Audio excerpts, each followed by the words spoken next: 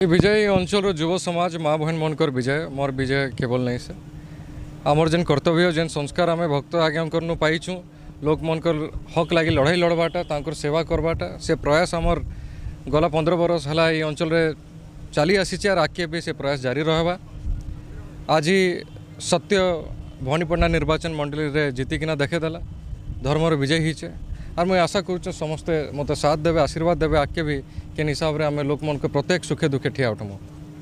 कष्ट तो मुझे कहवा के नहीं चाहे आम बहुत परिश्रम करूँ गला 3 बरस है पंचायत निर्वाचन पर कोविड रो समय पर जेन प्रकार परिश्रम करूँ समस्त आमर गोटे बहुत बड़ टीम होता 10,000 कैडर आम तैयारी करूँ ग्रास रूट्रे आम पार्टी के मजबूत करलु आ प्रत्येक आम सुखे दुखे लोक मन को ठिया आम बेसी सोशल मीडिया रे पब्लिसिटी नहीं करू थाई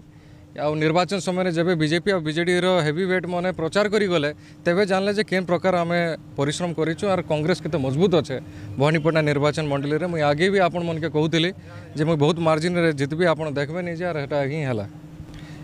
लोक मन के मैं धन्यवाद देवा के चाहूँचे आउर आशीर्वाद रो कामना करुचे मुई केवल ये अंचल विधायक नहीं से तांकर पिला है तांकर निजर संपत्ति है मोर उपरे संपूर्ण अधिकार जतन ये अंचल लोक आ तांकर प्रत्येक सुखे दुखे अपेक्षा करन